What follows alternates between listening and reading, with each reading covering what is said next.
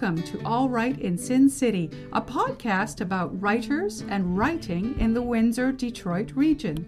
Your podcasters today are Irene Moore Davis, author, educator, and local historian. Kim Conklin, Windsor-based writer and filmmaker. And me, Sarah Jarvis, former bookseller, publishing rep, and literary festival chair.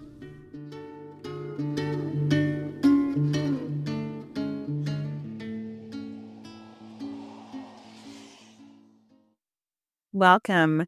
Felicia B. George is a native Detroiter who loves Detroit history and culture.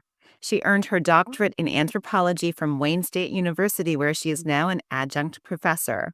Her recent book, When Detroit Played the Numbers, Gambling's History and Cultural Impact on the Motor City, was released recently by Wayne State University Press and has been named a 2025 Michigan Notable Book by the Library of Michigan. Welcome, Dr. Felicia B. George. Thank you so very much for having me.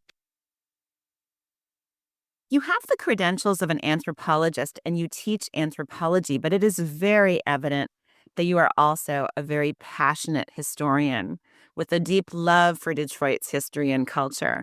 So much so that you have established a virtual museum dedicated to Detroit's history, which can be found, by the way, at www.drdetroit.net. How and when did you fall in love with the history of Detroit? I blame my dad for this one because my dad was a huge historian. And from the time that we were little kids, we would take these Saturday field trips or across wherever it was that he had the notion to go. And so it kind of fed into that curiosity, that love of history, spending those afternoons with my dad, my brothers and sisters, and it just grew. And Detroit's history is just so rich that it was just a natural fit that, okay, I love history. This has got great history, great culture, and the two just kind of came together. That's amazing. It's wonderful to have those family memories as well. I think that's really important. So, Dr. George, this book, When Detroit Played the Numbers, is the result of many years of research.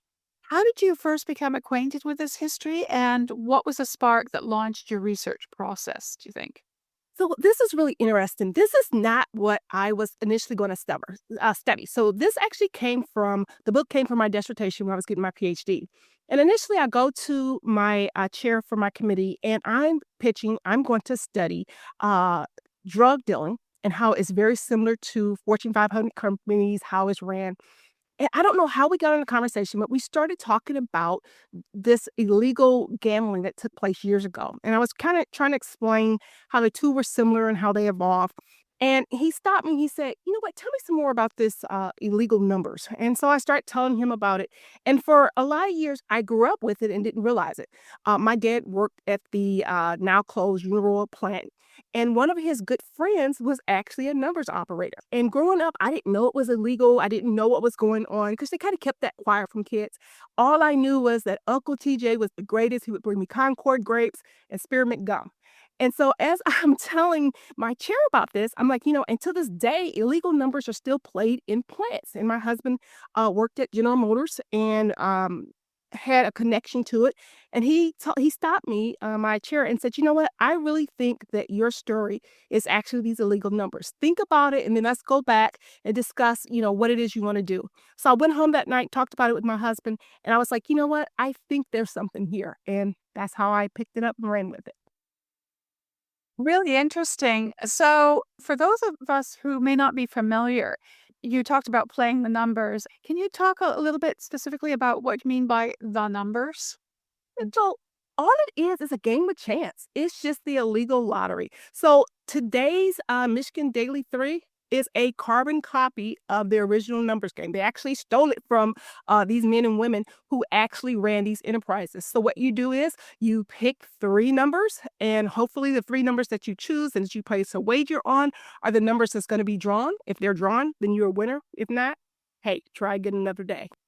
And it was very important to Detroit's African American population community, right?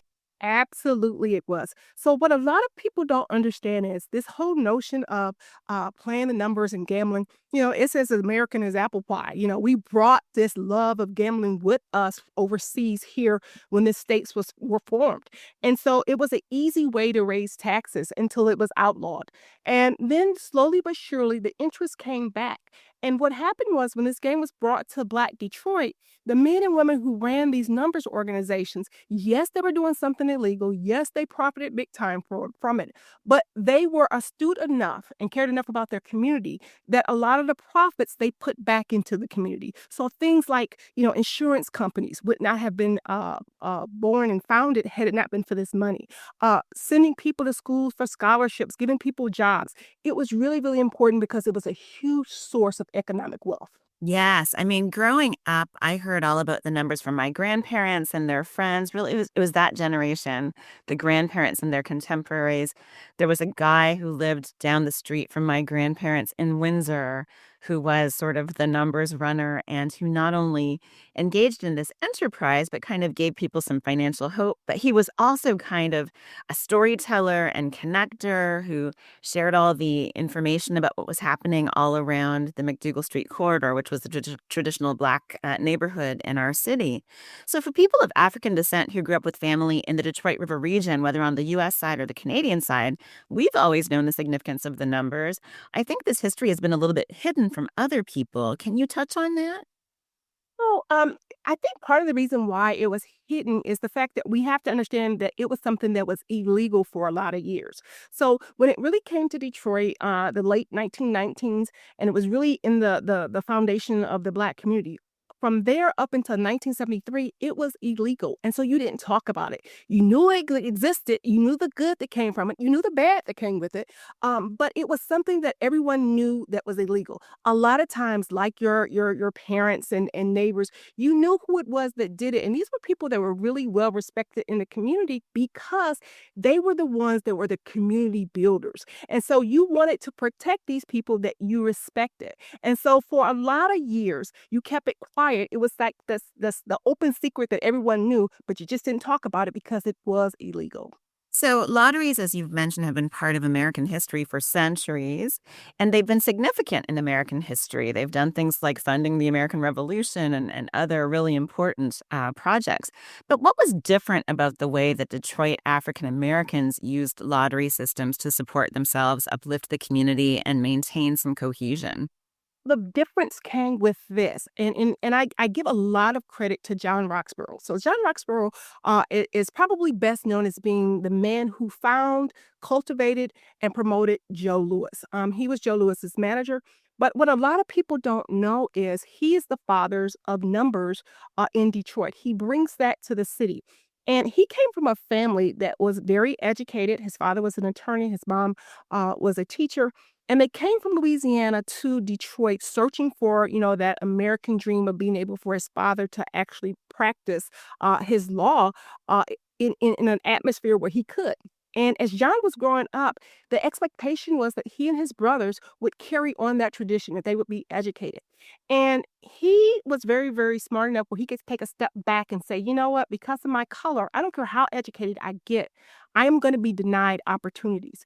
And he made a promise that if he ever made it, he was going to take care of himself, but that he was going to promote the race as well. And so why this is so significant is it's those penny nickels and dimes that were made from this game that they were able to take and actually uplift a community in so many ways. Wow, that is fascinating. Can you touch on the complicated relationship that the numbers runners had with law enforcement in and around Detroit? So, you cannot run an organization that is making millions of dollars every year in a confined space without law enforcement knowing is going on. It's just not going to happen. And so the numbers men knew this, and they knew in order for them to run these businesses, in order for them to be successful, in order for them to go, unmolested, untouched by police, they had to provide bribes. And police are like everyone else. There are good ones, there are bad ones. And the temptation from the money for some were just too much. And so they actually would take these bribes to ensure that these men were able to run these operations without being shut down. That is so interesting. I mean, we think about the animosity that sometimes exists between, elected officials, city administrations, law enforcement, and the communities of African descent. But it's interesting to see that there was sort of this wink, wink, nod, nod, and an actual collaboration to some extent to make this system a success. So, to explore this history, you relied on, traditional historical methods to some degree, court documents, newspaper accounts, other documentation, but also oral history played a really important role in your research. Can you share a little bit about how you've presented the story of Detroit African Americans' involvement in the numbers from an anthropological perspective and why that felt like the right approach for you? I think, you want to do it as a researcher. You want to be able to, your voice is going to automatically come out in anything that you're doing when you're a researcher. But it's very important that the community, the people that are involved in what you're researching, that their voice comes out. So you get that, emic versus etic, and you try to bring them together. And it became very, very important that people who were the numbers operators or numbers players, that they told their story because their perspective is different from mine, which is different from law enforcement, which is different from the people at large in the community. And so one of the most difficult things, but one of the most rewarding things were those oral histories. I'm covering a huge time period. And so there were big chunks of where, these people are now passed on. They're no longer alive. And so I had to rely on newspaper articles and those court records to try to pull out their voice and their perspective. But I was also lucky because I had people that were able and willing to speak to me to talk about their experience. We had Regette Davis. Her mom was very much involved in the numbers, and so she was able to tell her mother's story. I had one informant who was the biggest numbers operator in a plant out of Pontiac. And so to get their perspective, to get their mindset, to get what it meant to them, I felt really, really brought a huge significant part to the research and to the book. Wow, and those generous people who share their stories with you, what's been their reaction to the book since it's been released? It's really interesting that you asked that because you had initially when I started speaking with them, because you talk about anything illegal, you've got to worry about, okay, what is this going to mean to me? And so I tried to make sure that anything that I studied was beyond statutes of limitations so that they could be a little secure in knowing it's okay. And so when I first was doing this, there was a little bit of nervousness, about, hey, is my name going to be used? This is going to come back to me. And once it was finished, once the book was done, I received so many thank you for telling our story. Thank you for showing that this was something more than something that was nefarious. And so for me, I think I felt some of the biggest joy when one of my informants said, I'm able now to hold this up to my children and they can see that what it was that I did was not just for them, but was for a whole community. And so that was really, really, really powerful. Awesome. Again, Irene from Windsor, Ontario. When I was growing up, I knew a woman named Beulah Cousins who had come down as a very young adult from Chatham, Ontario, and worked in this dazzling world of the Detroit numbers where she was actually counting money and tabulating things and using her brain. She eventually became a very well-respected teacher, but that was such a pivotal point in her life. And she actually met her husband through that enterprise. So it's interesting to see how, even though it was an illegal enterprise officially, it also had all of these tentacles of good that extended into the community in a variety of ways. So, when Detroit Played the Numbers has entered the world at a time when many important and courageous conversations about equity, diversity, and inclusion are taking place, even though there are some segments of society that seemingly object to those conversations, in light of that contemporary ethos, what do you most hope that readers will take away from this book about Detroit playing the numbers and the impact on the community? It has got to the point now where we have to take a step back and say, hey, okay, no matter what you think, where your position is on DEI, Understand that even when you don't think it exists, it exists. And it's very, very important. This book, this story is about that. It's not, diversity is not just about race and gender. It's more than that. It's about, life experience, social economic status. And when you read this book, you see that this was not just a black activities. This was an activity that it transcended race, it transcended ethnicity. It's a story that shows how when you do bring that diversity into something like this, it spills over into the community, and the good far outweighs the bad. And so I think that is a story that I can proudly say does show the importance of what diversity is. When people are denied equitable ways to meet whatever their goal is, they become very creative and do what they have to do to achieve whatever that goal is. And when you're excluded, you once again will figure out creative ways to be included. And so this story covers all of that over a nice span of time. We'd love to hear you read from your book. Would you care to read a section for our audience? Ma'am, I would. Thank you. So this is chapter 9, Hell Hath No Fury Like a Woman Scorned. Dear sirs, on this night, a girl has ended her life because of the mental cruelty caused by racketeer William McBride, ex-Great Lakes Numbers House operator. McBride is the go-between for Lieutenant John McCarthy. He arranges the fix between our dutiful lieutenant and the racketeers. Janet McDonald, August 1939. As Reed was preparing for re-election, little did he know 36-year-old Janet McDonald would play a major role in his future and impact several Detroit numbers operators. An English woman born and educated in Belfast, Ireland, McDonald had recently become a U.S. citizen and lived alone in a rooming house on Detroit's east side, while her 11-year-old daughter Pearl lived with her sister Sophia. McDonald was an idealist, an avid reader who loved poetry. A bit of a romantic, she was unlucky in love. Just 3 years previously, she had been granted an uncontested divorce from her first husband because he was cruel, had cheated on her with other women, and had failed to take care of her and their daughter before finally deserting them.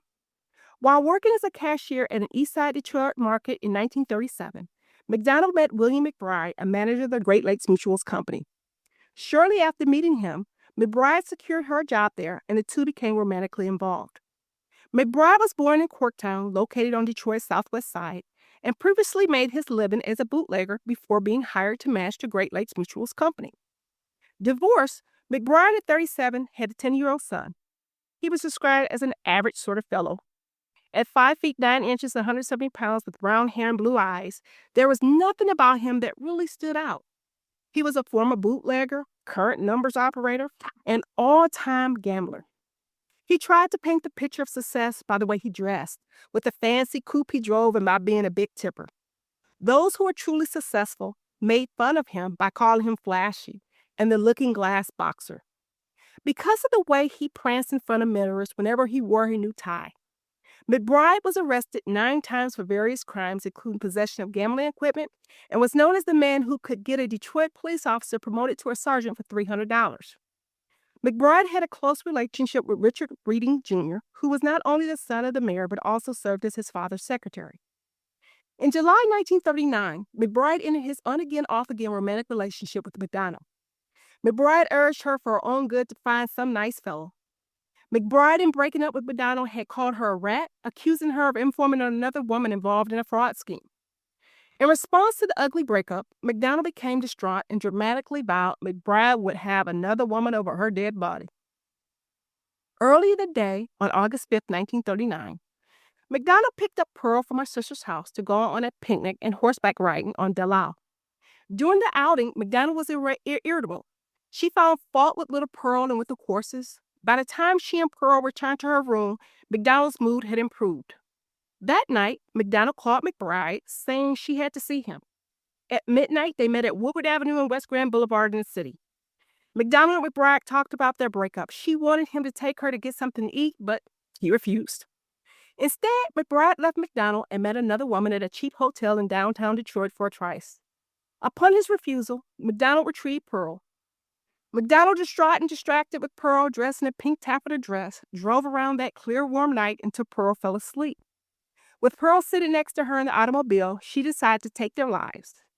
Janet parked her automobile in a rented garage located on Detroit's North End. and ran holes from the exhaust to the car's window. Carbon monoxide, the silent killer, did its job. Janet and Pearl's bodies were discovered the next evening. Shortly before they were found, McBride was playing golf with Detroit Police Lieutenant John McCarthy. Found near McDonald's body were several letters and photographs. The letters were addressed to various officials, including Police Commissioner Henri Pickard, the newspaper editors of Detroit's largest papers, Michigan's governor, and the head of the FBI for Detroit. In the letters, McDonald accused several police officials of being guilty of taking bribes from McBride and other numbers of organizations. In the letter written to the FBI, she said there was a great deal of vice in the city of Detroit that included corruption within the Detroit Police Department. McDonald recounted how McBride paid monthly bribes to a number of sergeants and to Lieutenant John McCarthy.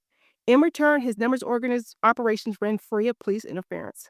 If a numbers operation was to be raided by police, it was alleged that McCarthy tipped off the organization, allowing evidence to be removed ahead of time. In this same letter to the FBI, McDonald said that McBride had failed to pay taxes for years, had a record for smuggling illegal liquor from Canada to Detroit during Prohibition, and possibly had a warrant out for his arrest. News of McDonald's suicide hit the Detroit newspapers on Monday, August 7th, and what was reported scared William McBride and Detroit's numbers bankers. The numbers bankers announced that their places were closed for at least 2 days because they were under scrutiny. Players were notified the numbers writers would not be taking wagers, and many did, to be aware of the irresponsible organization that did. Wow, so interesting, Dr. George. Are you working on any new writing now? I sure am. So currently I'm working on a book that will kind of cover the history of the criminal justice system in Detroit. Wow, and when might we expect that? I'm hoping to have it done within the next year or so. Very good. Felicia B. George's fascinating new book, When Detroit Played the Numbers, Gambling's History and Cultural Impact on the Motor City, was published by Wayne State University Press and is available now. Thank you for joining us, Dr. George. And again, thank you so very much for having me. I really enjoyed this. Thanks for joining us. Look for more episodes of All Right in Sin City wherever you listen to podcasts, or check out our website, allrightinsincity.com. For information and announcements of new podcasts, sign up to our email list or follow us on Facebook and Twitter.